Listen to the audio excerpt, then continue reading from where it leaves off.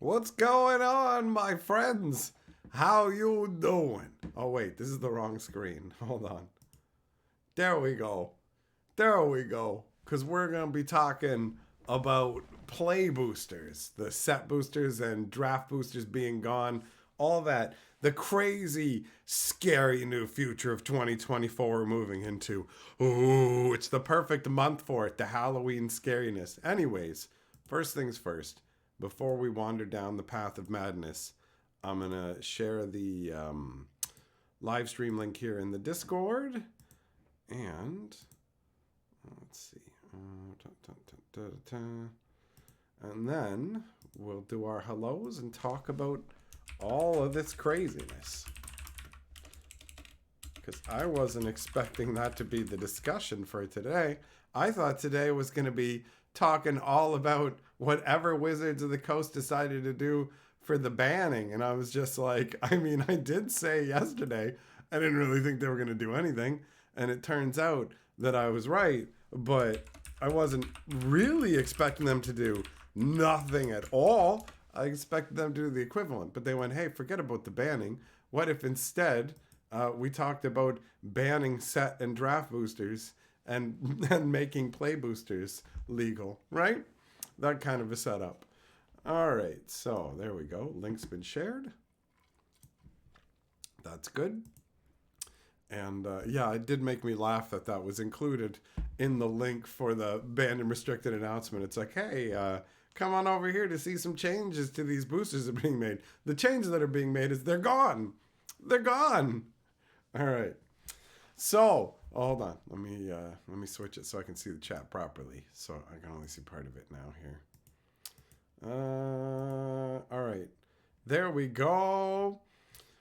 So, what's going on? Jess Kentucky, Al, Millmaster, Executioner, Sandwich, Gossett, DeVoe, Eng, Vince, James P, Garley. Who else is in here?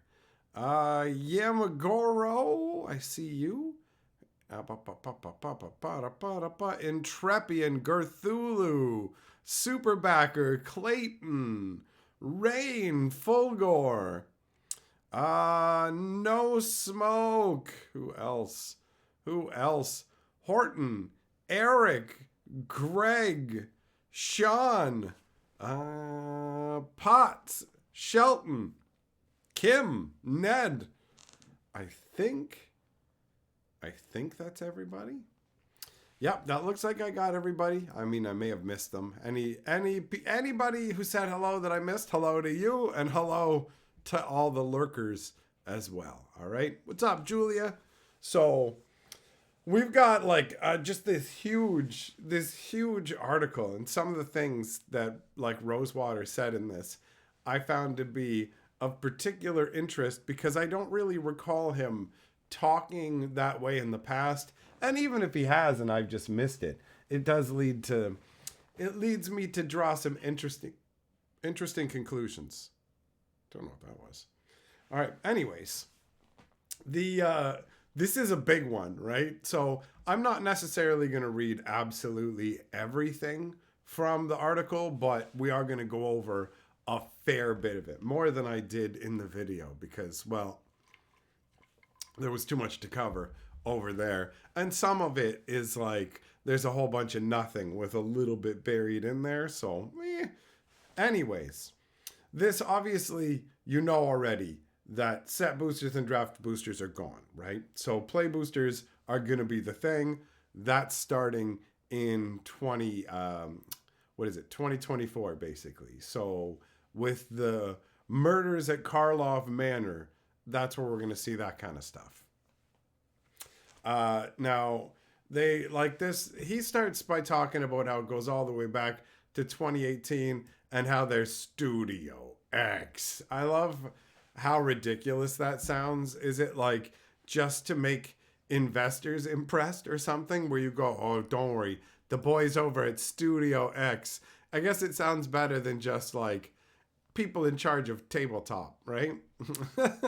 Anyways, it says that they crunch a lot of data about the players, what they enjoy about Magic, what doesn't work for them.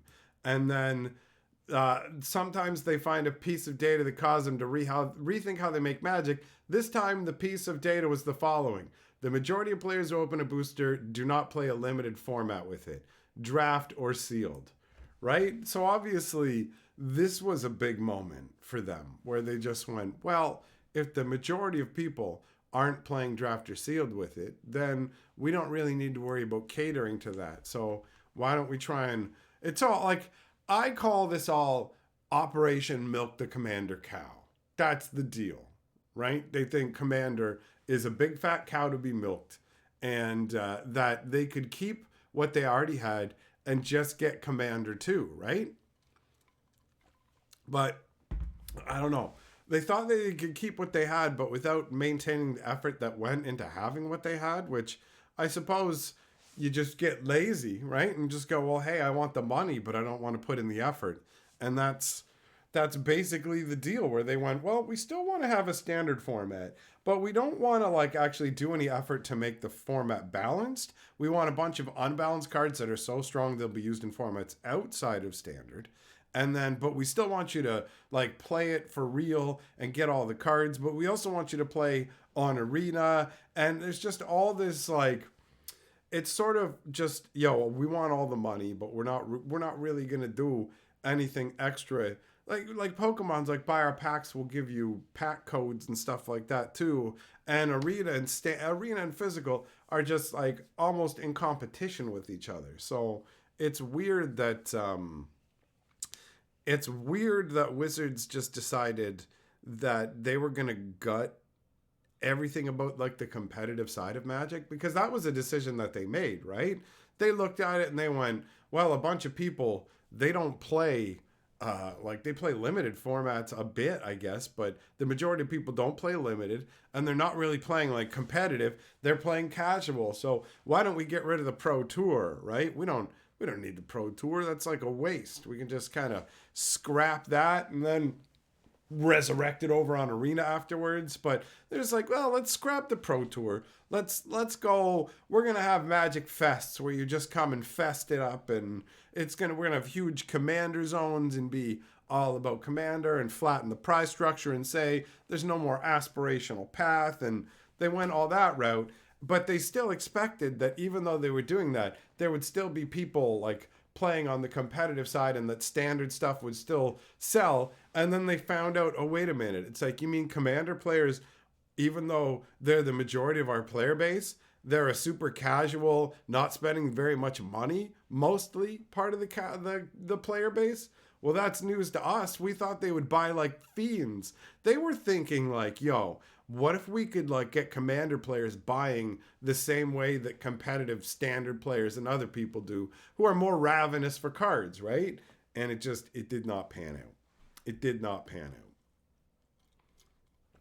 Millmaster, that's right. Every product became a road to Commander in their eyes. They were all tools for Commander, but Standard especially suffered from the fact that it was by the specific stated designs of Wizards of the Coast. It was Fire design, which was meant to have cards that moved into formats outside of Standard. So before, Modern had a safety valve in that nothing would be printed that was too strong for Standard, and thus nothing will be too strong for Modern, because Modern can easily absorb anything from Standard. But new cards from Standard that weren't too powerful for Standard could affect the Modern metagame overall and cause some shifts, adaptations, sometimes entirely new decks to be born. But it happened organically and definitely more slowly. And Wizards went, no, we want every format to be rotating. And so they focused on trying to get all the other formats rotating so that they could milk them like Standard. And then in their attempt to turn every format into a rotating format, they destroyed the only one they had. They were like, it's like they had a perpetual motion machine.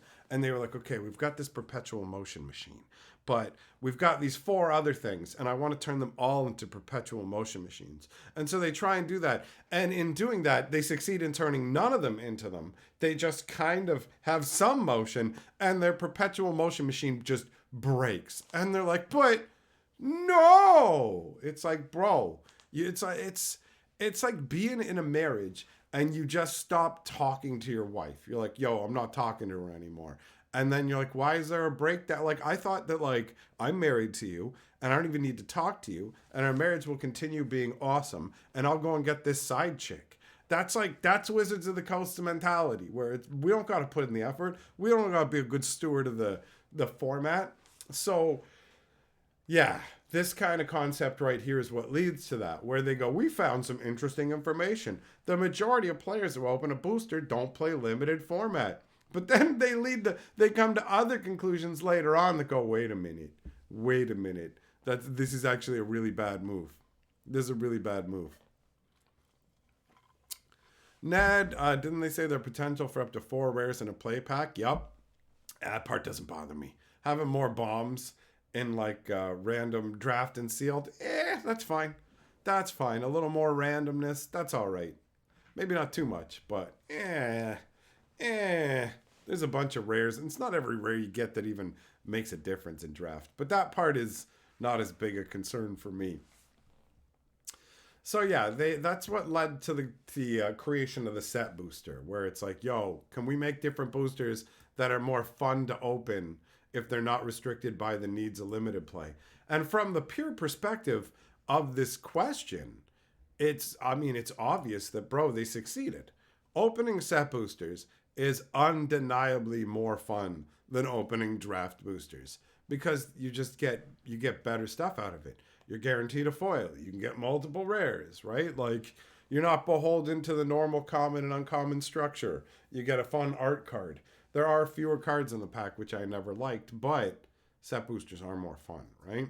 And they took over for draft boosters, but like Wizards of the Coast, their approach to this has just been, collector boosters obviously worked out the way that they wanted to, I guess, at least somewhat. But the whole, like, draft boosters, it's almost like they're surprised that draft boosters are like going extinct, but they're the ones who like fucking killed it. They killed draft boosters by, like, bro, when they announced collector boosters, they all but said, basically, regular boosters suck donkey dick, and then that's why you should get collector boosters, because they're all good times and you shouldn't have crappy times. And so they just said draft boosters were crap, and then they stacked the deck against the draft boosters, right? So it's crazy. What up, Gray? What up, T-Wolf? What up, Subterum? So you have the situation where they're going, okay, well, we're going to sell these packs to casual people rather than like limited players, so we don't have to worry about the draft format for these packs. And then they also play the game where they go, well, there's a bunch of like the chasiest cards that we're going to make it so, well, they just didn't fit into a theme. So the chase uncommons, because they make those. You can't get those in the set boosters. You had the little bit of skis from them. So from the side of not as many cards and the uncommon manipulation nonsense that they could pull, those two were undesirable. So from that side, I didn't like the set boosters. But, just opening them, it's a more viscerally enjoyable experience. And it even says here that set boosters were a wild success. Although, like I said, deck was stacked against them, like for draft boosters.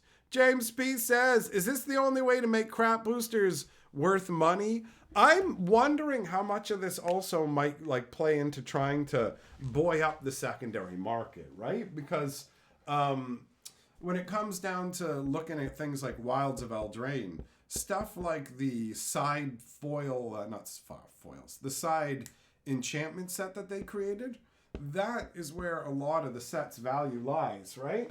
And like when it comes to the regular rares, the set's just laying there where almost nothing's worth anything, and the only value is mythics. So I don't know 100%, but some of the language that we're going to see in this article really specifically addresses the financial side of things.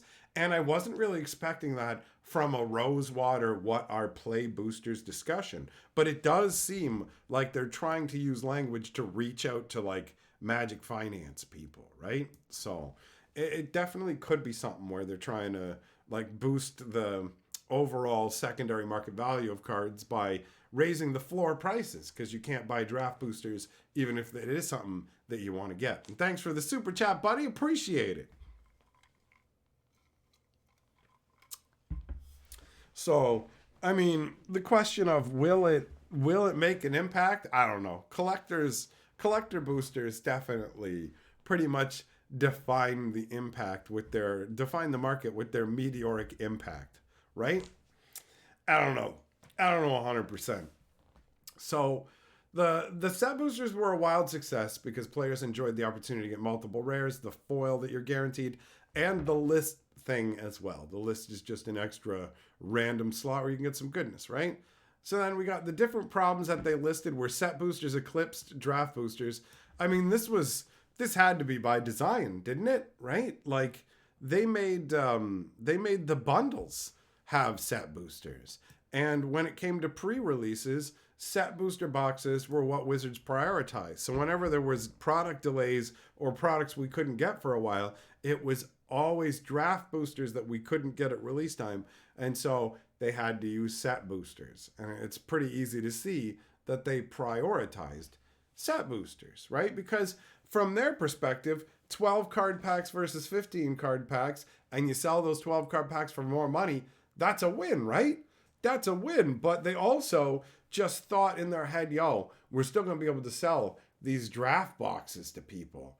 But they didn't, I don't think that they really thought about how much it was going to cause headaches for stores and how much there was going to be a problem with the like stores can't keep up, right? Specifically, it says it right here. It causes inventory problems.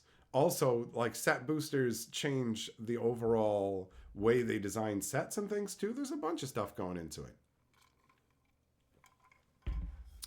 What up, Lazy? Kensuke, is it time to bring back starter decks? They need some sort of starter product, like challenger decks or something like that. The whole approach they took is bonkers, where they were just like, well, people will keep playing standard, right? Like, we'll keep making these standard sets, and then with every single standard set, instead of planeswalker decks, which aren't selling very well, we'll just include commander decks, because commander's the format everybody plays. So they include commander decks, which is an incredibly baffling message, and it totally ends up confusing people who come in and are like, yo, I want to start playing Magic. Can I get a standard deck? And the guy in the store goes, no, you straight up can't, because we don't have those. Wizards doesn't make them. Like, they basically went, no. The entryway to Magic isn't standard. The entryway is Commander. It's way simpler for you to have to find 3 more people and play this 100-card deck with like all these like it's way easier for you to have to learn 66 different unique cards from your deck along with your lands, and then interact with 66 unique cards from 3 other people's decks, rather than you both just playing a deck where you're only playing 9 or 10 different cards with multiple copies of each, and there's just a bunch of different people to play against, and you only need one opponent. No. A format where you need 4 people and have to deal like... I don't know how they got it in their head that Commander is the entryway. Like, it's totally, it's not a good entryway. It's not, right? Like, Commander isn't inherently a bad thing, but pretending like Commander is the center pole of Magic is a bad thing. That has led to some really bad choices where like stores have to carry tons of product, and like, look at how he puts it as simply as he can. And you know what, I can't blame him for this simplification, because on the internet people can be really dumb, right? So if you explain it in a way they can understand, like I've realized over the years I've dumbed things down, because if you don't, there'll be a bunch of people who don't understand. You're trying to get it across, but it's a straight up example of how stores work. They buy product A and they sell it. Then they use the money and they buy product B. They get rid of product B and use the money to buy product C, right? If for some reason, Wizards of the Coast machinations being the reason, they don't sell all the product, it gets stuck in their inventory, meaning it isn't converted into money to buy the next product. If this happens enough, it causes huge problems for stores, right? This is obviously something that has happened here. 100%. 100%.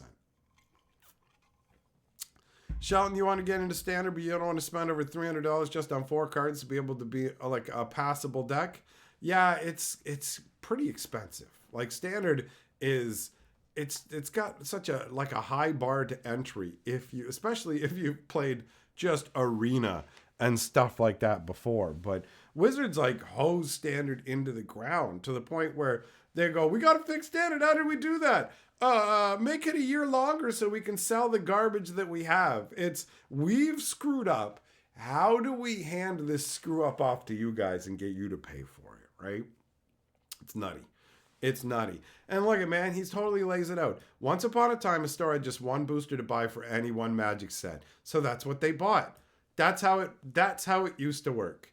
And now they're like, oh, check it out. We got this and we got Aftermath extra boosters and VIP boosters.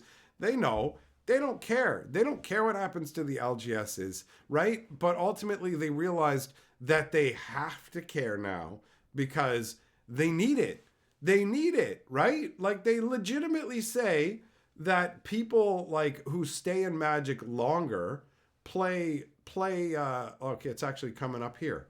It's coming up here. So it began the abandonment of draft boosters. Like Wizards signaled this. They called draft boosters garbage, basically. They said it was garbage when they brought out collector boosters and set boosters. And then they just went, yeah, like, of course we want to bang the 2 hotter sisters. Who cares about this one who's missing some teeth? Now that you pointed out she's missing some teeth and she's not the only game in town. Like, come on. Come on, bro. For real. So, where was it? It says it's right in here. Dun, dun, dun, dun, dun. Our data shows that the longer you play, the more likely limited is a large part of your play experience. So if you think about that, man, the longer you stick around, the more your specific experience with Magic involves buying product from them. Like straight up. And it's just like, oh yeah, we've been prioritizing people who play Commander, who like pick up their Commander decks and play like once like a month maybe with their buddies for one night on beer and pretzel night. And like we've realized that doesn't actually sustain us the same way that people who buy like Fiends do. So it's oh man. Everything was going fine. Everything was going fine with standard before they started to make all these changes, bro. Like Fire Design back in 2019 was a terrible decision. It's a terrible choice that was just based on screw standard, burn it to the ground, milk it, who cares? And now they're like, hey guys, we're not like all the stuff we thought we were going to sell and we printed thinking we were going to sell. You're not buying it and that's a problem. Like, why aren't you doing it? It causes confusion in the marketplace. Yep, saw that firsthand myself today in the store when somebody was asking about draft boosters and collector boosters, right? Not draft boosters and collector, sorry, draft and set. 30 versus 36 packs, the amount in each pack, all that kind of stuff. It makes some Magic boosters less desirable. I mean, isn't that the same thing? Like the abandonment of draft boosters because they're less desirable. Why carry them? Kind of same point, right? Every booster buyer wasn't getting all the cool stuff. We put all the cool stuff in set boosters, and then people were like, I'm only going to buy set boosters because draft boosters don't have them. And then Wizards is like, but the long-term players, it's like, don't worry, they left already. They left. So they're like, how do we make set boosters? It says because set boosters were a more popular item, because set boosters made them more money as well, right? We decided to approach the problem by figuring out how to make a set booster playable. So they figured out there weren't enough cards, so they upped that to 14. The colors weren't balanced. The reason the colors weren't balanced is because they basically did the theme connection between cards, right? So we got a bunch of red cards, or we got a bunch of vampires, all that kind of crap. Fulgore, your issue is you want to build a ton of Commander decks but can't afford them. I think wanting to build a lot of decks and not being able to afford them is pretty much a blanket issue for all of us, right? So, uh, what do we have here next? The ratio of rarities would have to shift. So this is basically just saying what? Draft boosters typically have 10 commons, 3 uncommons, and 1 rare mythic rare. Set boosters have 3 to 6 commons, 3 to 6 uncommons, and 1 to 4 rares or mythic rares. To keep the fun of set boosters, we needed some variance in the slots, so we couldn't lock down exactly how many of each rarity a particular booster would have, but we needed to up the number of commons. We also wanted to keep likelihood at 1 to 4 rares and or mythic rares, as it's the number one reason cited for why people like set boosters. All right. The next issue they had is they'd have to change how they made sets. So how we design sets is heavily influenced by the means we package it in boosters. Changing the as fan of rarities. So it says that is the count of each rarity of card you'd expect to see when you open a booster. Introducing more variants and slots, adding in more outside cards, just random things that weren't even in the set. They're like, check it out, this is in set boosters, but not in the set. So that all impacts how the set plays and requires how they to change how they build the set. Of all the changes, this was the biggest. It required us to rethink how Magic set is made. R&D spent a lot of time on this, but they're going to talk about that more in the future. Now that I've walked through what we changed, I want to get through what the specifics of the new play booster will include. So, what do you get? Slots 1 to 6 are the commons. So, there's like there's 3 less commons in these packs now? Because normal packs had 10 commons. 10 commons? 11 commons? You got 15 cards in a pack. You got your rare and 4 uncommons. Or 3 uncommons, so that's 4 cards. So yeah, like 11 commons, right? And now they're going down to like 6 commons, but then there's a 7th common, but it might be a list card. So 1/8 of the time you get a card from the list. Philosophically, the idea behind the list, I love like a bunch of the stuff that Rosewater says just ends up being a bunch of nonsense, where you just go, okay, buddy, whatever you say, like. So, philosophically, here's the idea we have behind it. It won't actually turn out to be what I'm saying, but whatever. Anyways, philosophically, the idea is that it's a group of cards chosen to make boosters more exciting to open without having to be entered into standard. The idea is to try and add an extra lottery aspect where maybe you'll get some money card or something, but it doesn't count as a standard card, but it's gonna be in standard packs. So, in the past, the list has mostly been reprints of older cards. Play boosters are going to tinker with what exactly can be on the list. For example, when they premiere, the list will include special guests, 10 cards that are exciting reprints that we can give new art and will thematically tie into whatever set they're in.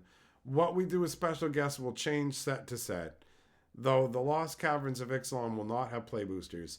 Special guest is debuting with that set. You should already have some idea of what those will look like.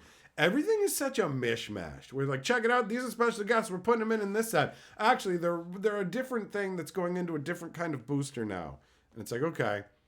In addition to the special guests, there'll be 40 cards that are reprints without new art. 30 of those will be common or uncommon, and 10 will be rare or mythic. This is down from the 300 cards that previous iterations of the list had. All right. What up, Jugglem? How you doing, buddy? Error, you love watching Magic change from what it once was. The game wasn't being monetized enough. All boxes should be 4 packs and cost $1,000. That's the way it should be. You have successfully graduated from Wizards of the Coast corporate management training. You've done it. You've done it, buddy.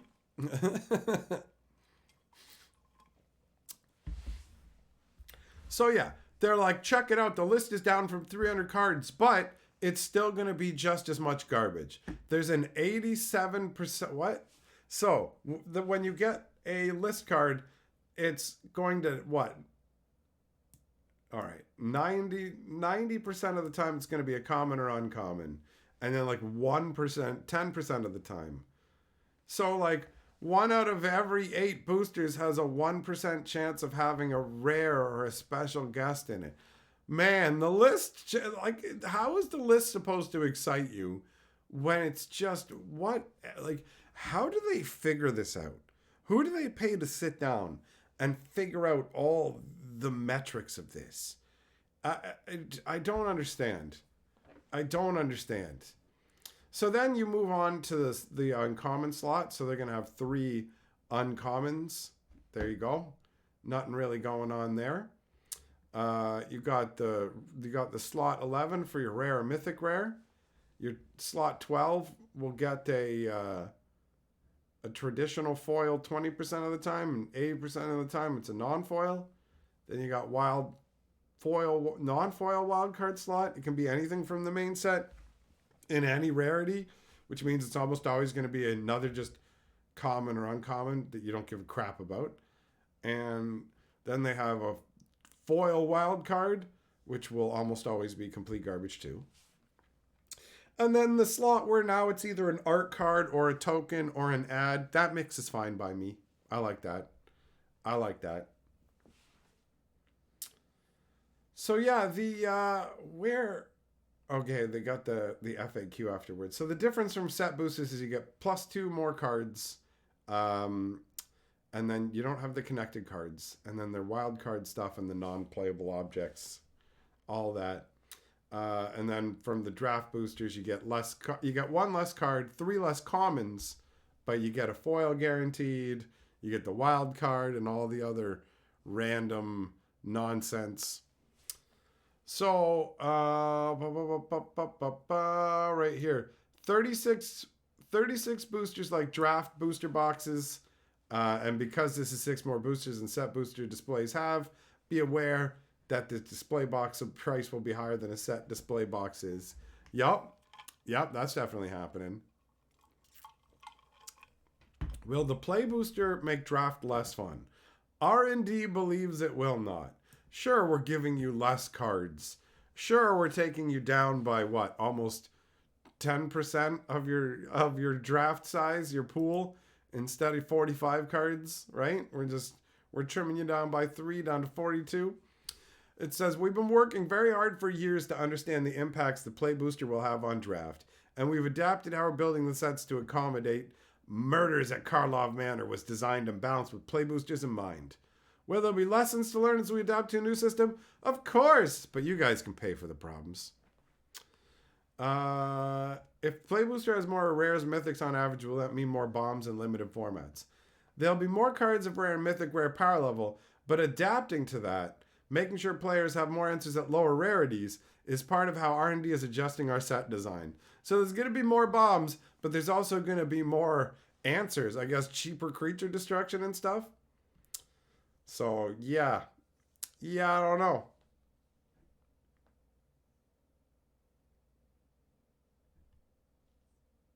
So it said part of adapting to play boosters, including making less unusable commons in draft, which made the 15th card less necessary. And it's like, what is this talking about?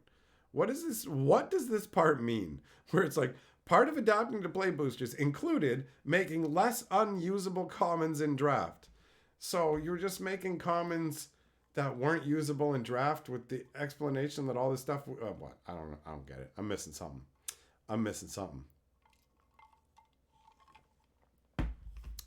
Look at this. Will playing in limited events cost more? Likely, yes. Of course it will. Of course it will. What do you mean, likely, yes? Play boosters match the cost of a set booster, not a draft booster, which will result in limited environments going up in cost slightly. Slightly. 30%, bro. Like 30%, something like that. Like, for real. At least where I am. That's what it's going to be. It's so ridiculous. Will it cost more? Likely, yes. No fucking guaranteed yes. What are you talking about? You're just like, well, maybe. It depends. I mean, maybe the game store doesn't want to make any money and wants to actually sell you packs at a loss or something. We don't know. Anything's possible. But then it says, however, the expected value of the booster went up as well. Like, Rosewater using phrases like expected value, I never thought that I'd see the day. I don't remember seeing this in any kind of article ever. This was the stuff where it really started to get crazy to me, where I went, He's going, yeah, it's going to cost more for the draft, but the expected value. What do you mean expected value? Now you're straight up just talking about the secondary market. Like straight up, you're going, yeah, but the secondary market value of the cards in the booster have gone up as well, right? What? What?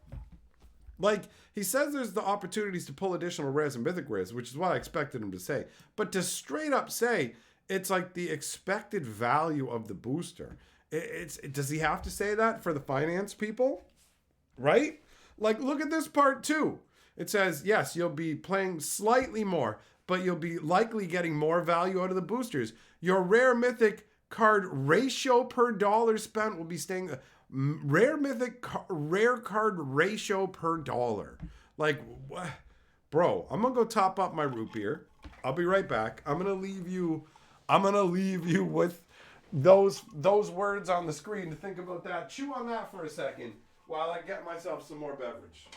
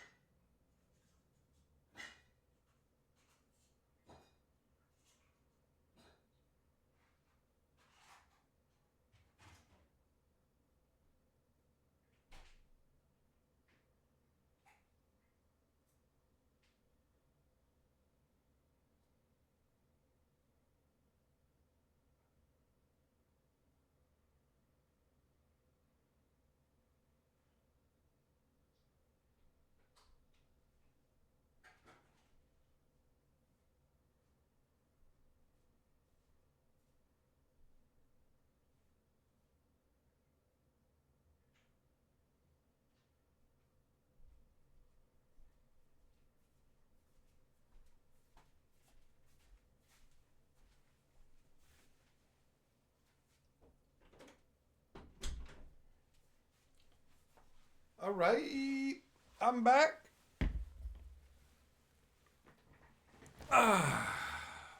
So yeah, this terminology is crazy.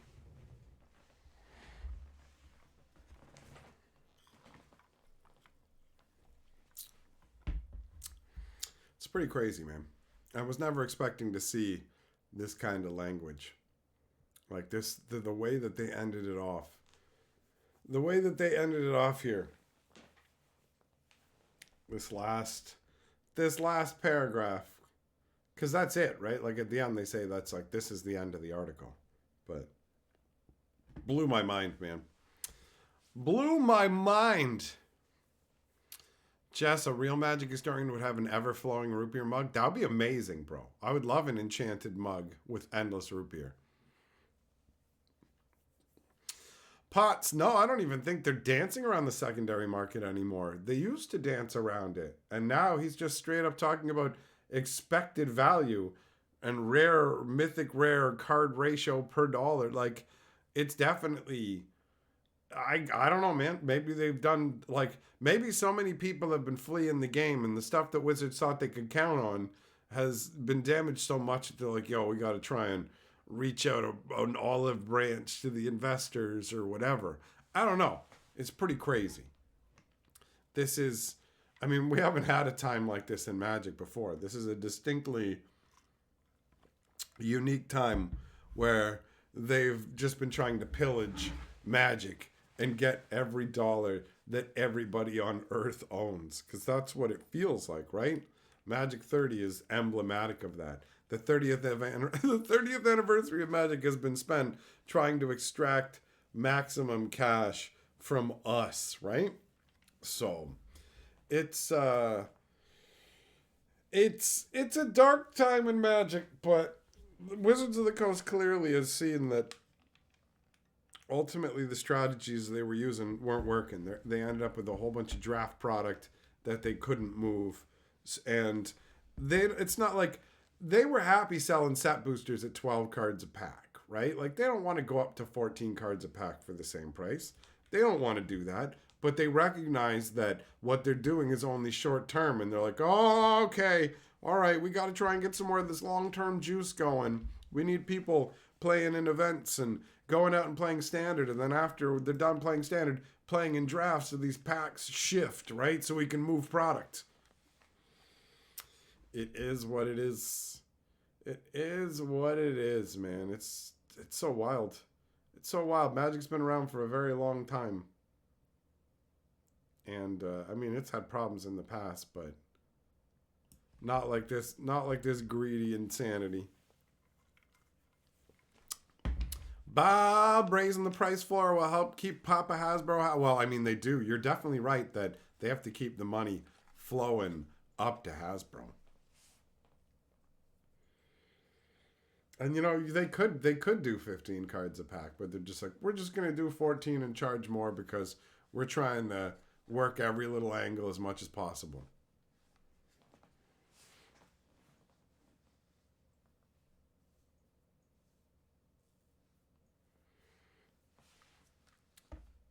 So I don't know like exactly when they realized that things were going very poorly and they needed to change course, right? But clearly they figured it out to a degree. What up, Callaway? No more set boosters, no more draft boosters. Now they're doing play boosters, bro. Kind of a mishmash of the two. You can use them for draft, and they have more of the juiciness like set boosters did. They're they're a brand new wave, but that's it. So you'll have play boosters and collector boosters. Wizards ain't touching collector boosters because that's made them money. They're happy with those.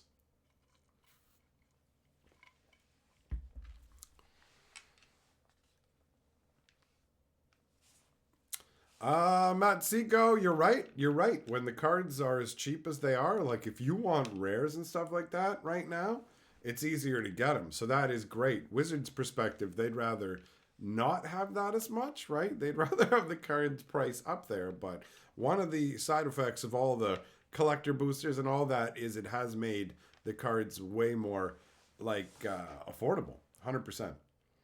100%. Weren't prices going up for caverns? Oh, I don't know. I don't know, Connolly. I don't know if I heard about that, buddy. Wouldn't surprise me, but I didn't hear anything specifically.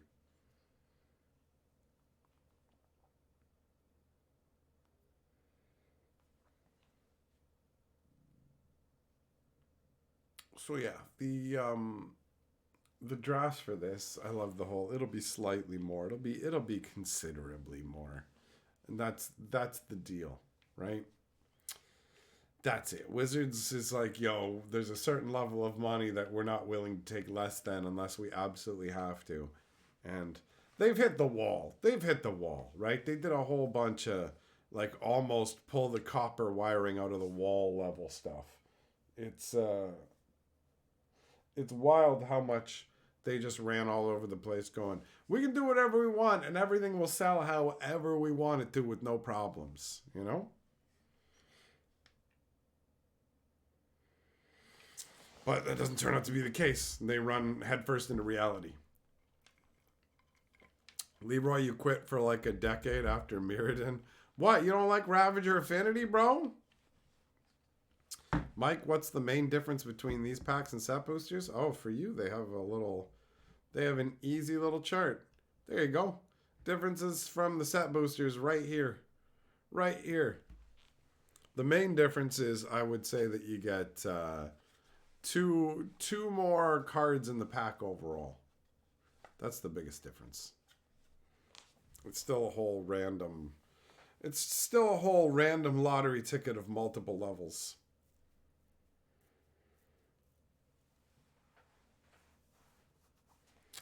Tim Calloway says, have a play with yourself on me. Wait, what the?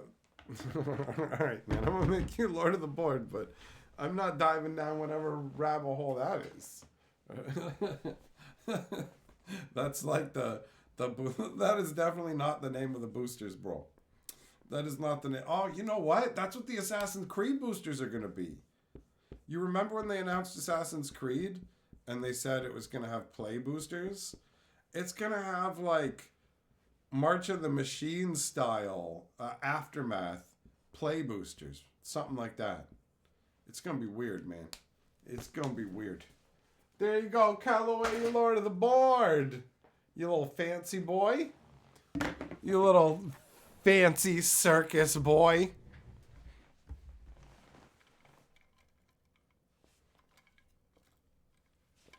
Hmm.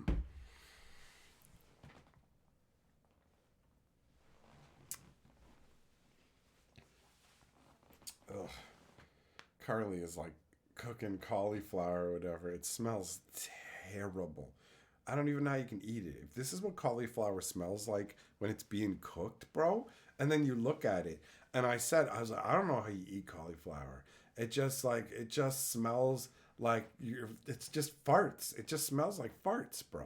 And then it looks awful. Cauliflower looks like a mass of tumorous lumps, but like also devoid of any color. Like it's just like an albino lump of tumors that smells terrible.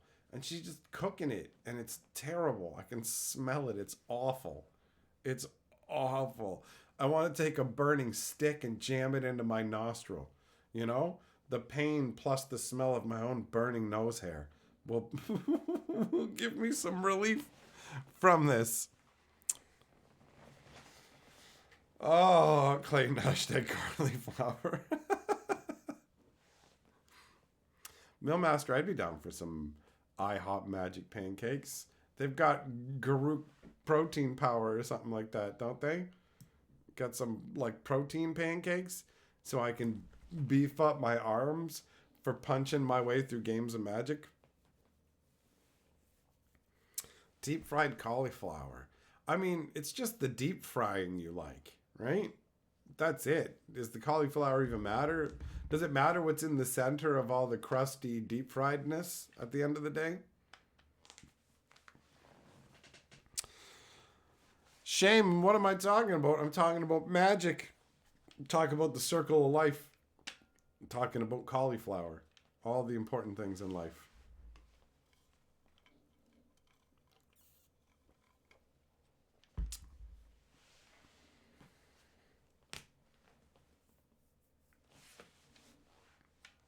Yeah, I mean, deep frying makes lots of things awesome.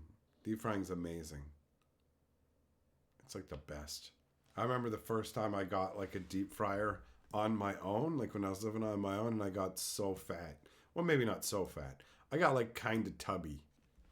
I got kind of tubby from that. I also got kind of tubby the one time I lived like one block from a Popeye's chicken. I had never had Popeye's chicken before that. And then I tried it and it was amazing. And I kept going like all the time, man. All the time. 100%.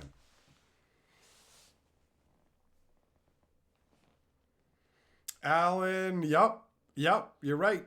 It's a concession, but there's concerning language in the announcement. That is a good way to put it, bro. 100%.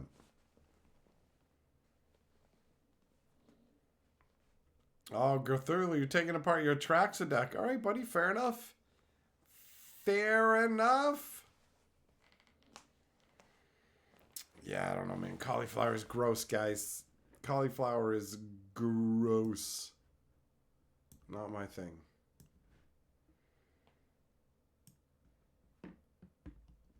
So yeah, man. Ultimately, the whole play booster thing is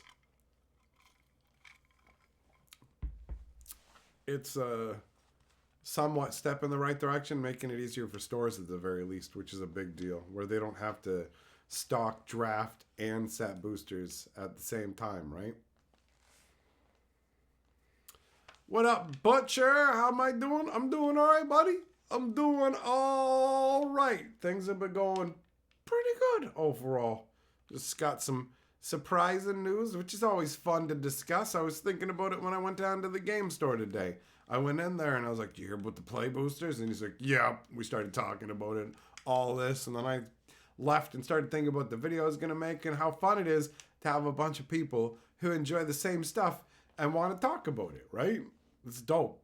It's cool to get to hang out and chat about Magic and just not have to worry about all the craziness of what's going on in the overall world when we can just worry about what's going on in the world of our sweet little magical rectangles.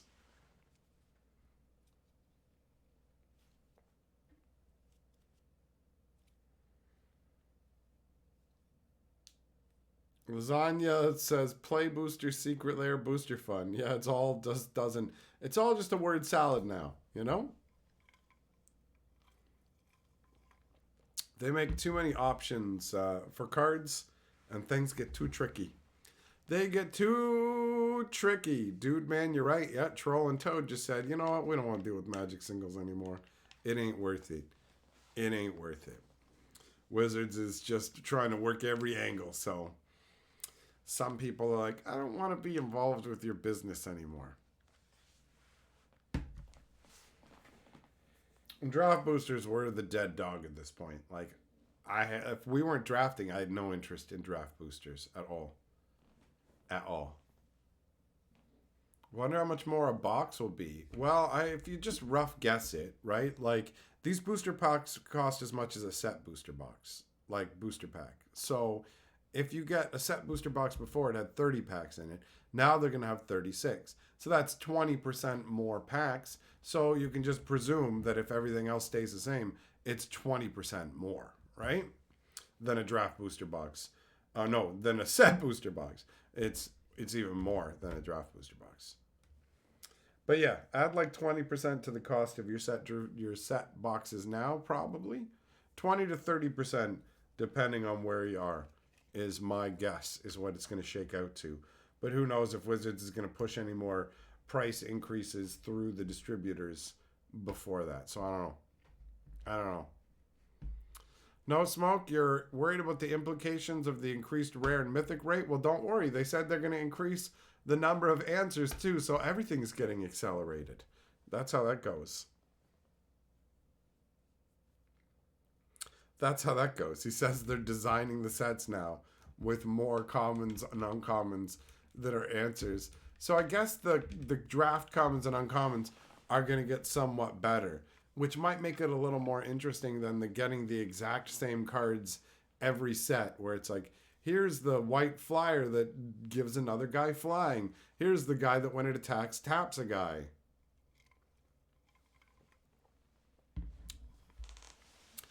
Callaway, there's gonna be more rares, bro. That was addressed actually in this. There will be more rares floating around in the environment. Drake, good luck. Good luck getting a Jeet in your list slot, because almost every list slot you have is gonna be a garbage. It's almost always gonna be some common or uncommon from like whatever, and you just be, what is this? What is this crap? You know, where you just get some uncommon or common dwarven priest from the D&D set, and it's like, check me out, bro. I give you one life when I come out, or some crap like that. Oh, the rare mythic ratio to dollar. They're keeping it the same, man. They're keeping it the same.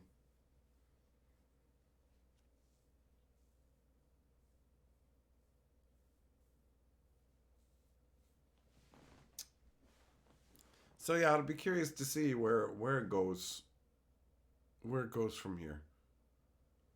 I was not anticipating play boosters coming along like this. I'm surprised there's no changes really coming to collector boosters. Would have expected some, whatever. I guess you don't mess with what's been selling, because that's the only time Wizards changes things, is when it's not working. If things are working, like if selling set boosters, if the fact that set boosters were popular and selling well wasn't an issue, they wouldn't be making these changes, right? This is totally like okay, we want like long-term players to keep buying our packs, and they're not. They're not. Are they getting rid of list cards? No, they're going down from 300 to 50 list cards for this set. And the majority of the list cards are going to be absolute garbage, just like the normal list. So it's not really going to feel any different at all. Like, the thing about the list is, internally, Wizards is like, oh, it's the list. Yeah, man, this is great. It gets people excited. But the truth about the list is, the people who don't know about the list just get confused when they get list cards. They go, why is there a card not from this set in my booster? I don't understand. I don't get this, right? And people who do know the list just go, the list all sucks, so who cares? Like, the list hasn't even been a thing for very long, but they played it the fuck out so fast. Like, so fast. What up, Carrie? Drake, sealed is your favorite way to play. This seems concerning at best. Well, this is an attempt to try and help Sealed Unlimited comparatively, because draft boxes, they are not selling that well, honestly. The draft stuff, aside from people doing some drafts, isn't cutting it on its own, right? Wizards is screwing LGSs. People can't have drafts without LGSs.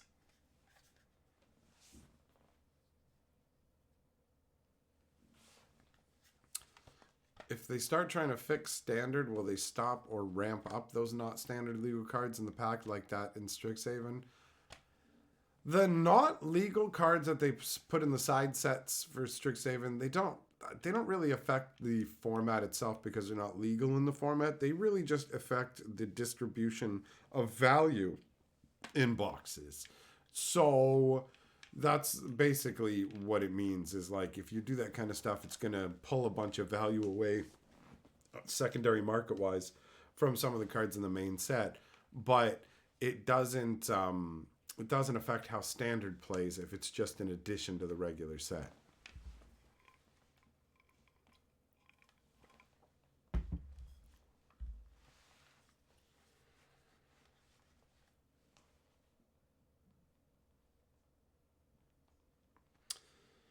Joshua, you think they're going to raise prices on collector boosters? I mean, they try and raise prices on everything all the time, it seems like. Like, almost every second set, it feels like it's time for another little price hike. Time for another little, let's see if we can squeeze it. Jugnum, you like how they limited the art cards, but that'll just turn into an overprint slot? Well, it's going to be, like, mostly just ads and tokens, right?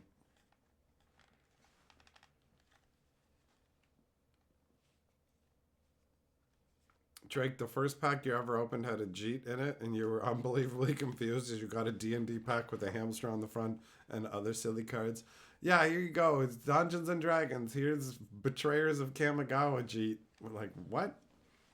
What? Just $50 collector boosters are a little much. Just a little much? I find them to be completely out of my price range, bro. Like, for real.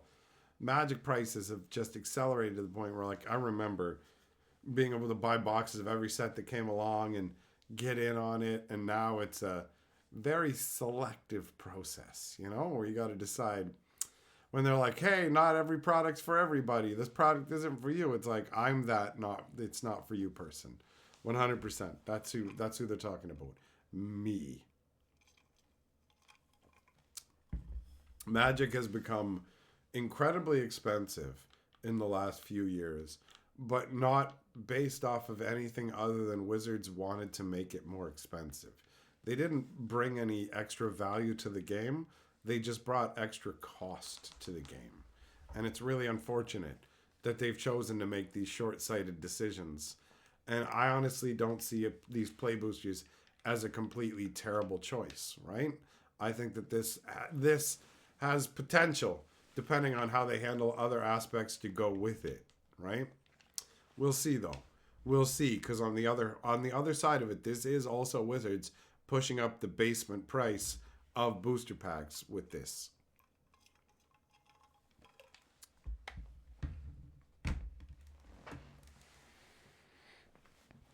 Callaway, you opened a Doctor Who collector booster today and got a David Tennant card. Nice, buddy.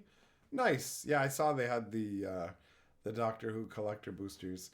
down at the game shop. And now, while I do like opening booster packs, can't justify that cost, son. Can't do that. Not in that position. So enjoy it, man. Enjoy the goodness. Millmaster, I'm going to switch to using like seashells from the beach and stuff. That's going to be the new exchange. Greed Monkey, Magic's just not for you at all. Yeah, that's the next step. Not just this set's for you. This just the straight up, this game is not for you.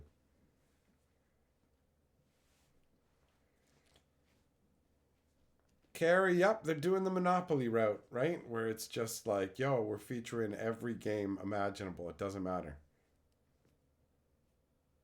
Eric, you stopped buying booster boxes since Dominator remastered? Well, they've definitely noticed that people have dropped off from buying boxes and stuff. They wouldn't be worried about the longevity of their customer base if they weren't talking about it the way they are, right?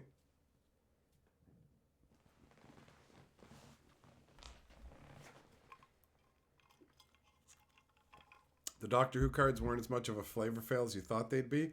Well, I mean, just enjoy it from the perspective of Doctor Who. If you try and make it fit into the overall world of Magic, then yeah, you're going to go, this doesn't fit. But if you just look at your cards from the perspective of just Doctor Who, then yeah, you can enjoy them. Apparently, a bunch of them line up quite well with the show.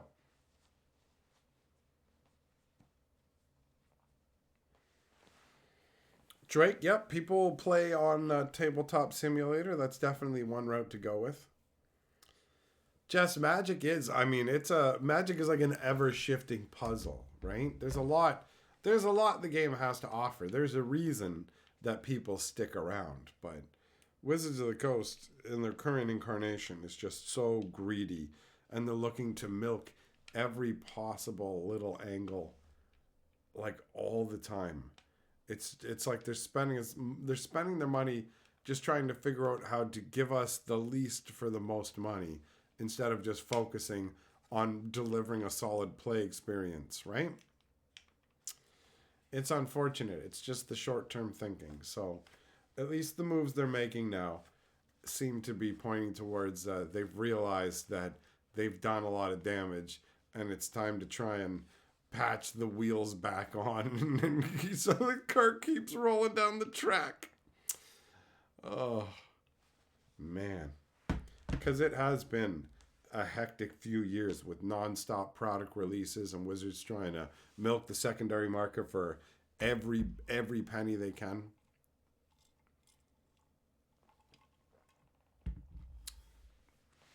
Style, yeah, I mean you're not alone, bro. If you end up going over to just proxies, there's tons of people who have gotten just over onto the proxy side and people who've just left the game altogether and gotten rid of their collections because of what Wizards has been doing lately. They just said, nope, I'm out.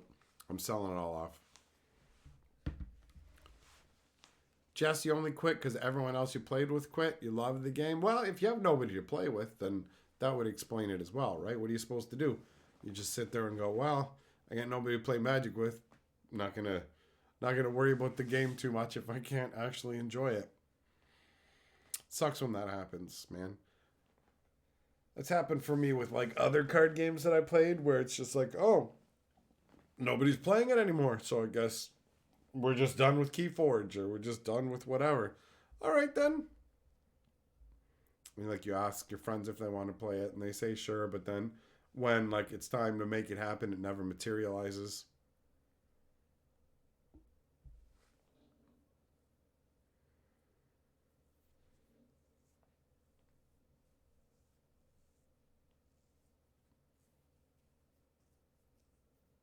Millmaster, you don't think it can be cheap, the pace they've been printing at? Well, I think maybe, considering that they were willing to sacrifice card quality in exchange for speed, that it might be cheap. Who knows? They're just constantly churning, right? So I have no idea, but internally, from what I understand, it costs like at most a quarter to make a booster, bro. So not that expensive to produce the game.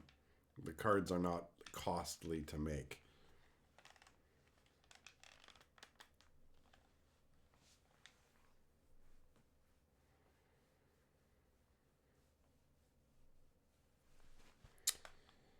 Man, I never thought that I just wouldn't give a crap that draft boosters weren't going to be a thing anymore, but set boosters won me over and I stopped caring about draft boosters. Literally, it's just like, okay, I only need boosters like that if you're playing in like a pre-release or something. And going forwards, not having to worry about it, that's all right with me. That's all right by me.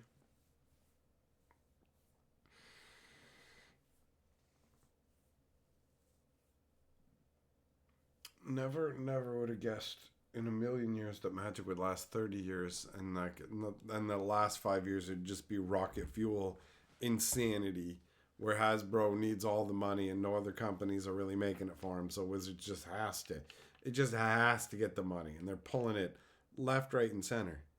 It's wild, man. Absolutely wild.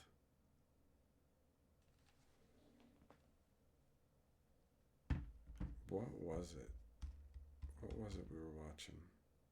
Oh, was it? Nope, doesn't matter. Can't remember what it was. Can't remember what it was.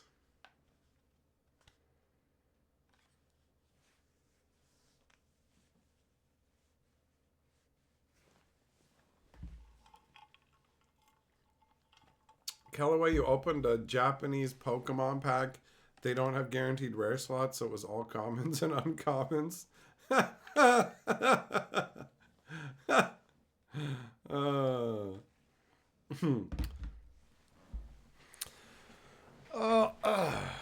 Executioner, them making play boosters has put you in a sad mood? It's all good, man. Like, overall, Magic's not going anywhere. The game's not, like, ultimately going to fully collapse. There are too many fanatics, right? There's too many people who love Magic. The game's not going anywhere. It's just in a rough spot now. That's all. That's all. Magic's still plenty fun to play. And it's going to be around. Just Wizards is going to make less money. Wizards is going to make less money for a while now because they're getting the results that they've earned as they've made a bunch of their player base unhappy.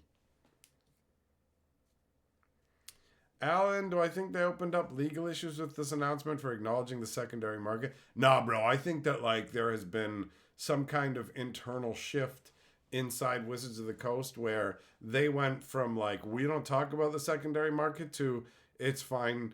They don't specifically like directly say the secondary market, but I think they've been given the legal clear to just say they have more latitude, and I think it might have intentionally been like seeded that kind of language into this on purpose for finance people. So, nah, I don't think that this is going to lead to any kind of illegal anything at all.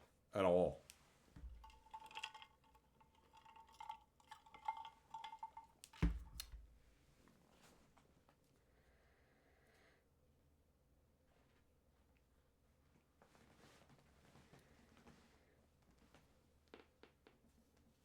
Eric, you're real excited for the Sorcery beta coming out next month. Yeah. Yeah, man. Sorcery, the cards are absolutely beautiful. Me and Carly had fun playing that game. So that's dope. Melmaster, you're excited to try Karlov Manor drafts with play? I'm curious to see how it shakes out, bro. 100%. 100%.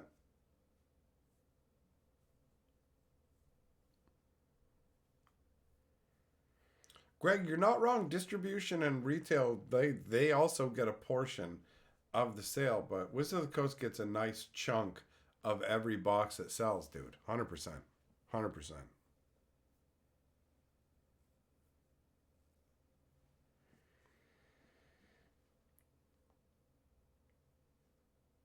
Mailmaster, yup. Magic is a great game at its core, and people always want to play with the cards. Why wouldn't you? It's dope. It's dope.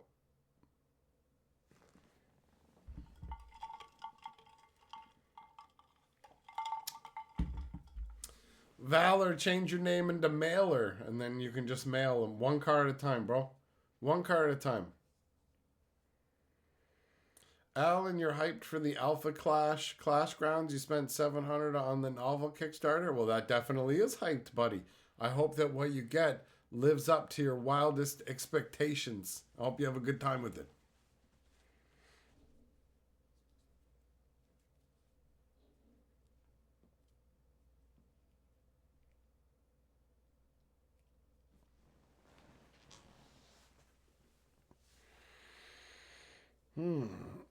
Oh, time for some yoga. Oh man. Oh, Lordy McGordy.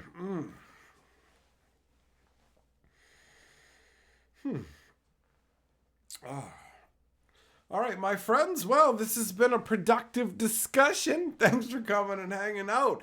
We will reconvene tomorrow. For now, the Chainsaw Man cometh. So, everybody needs to run. Run for your lives!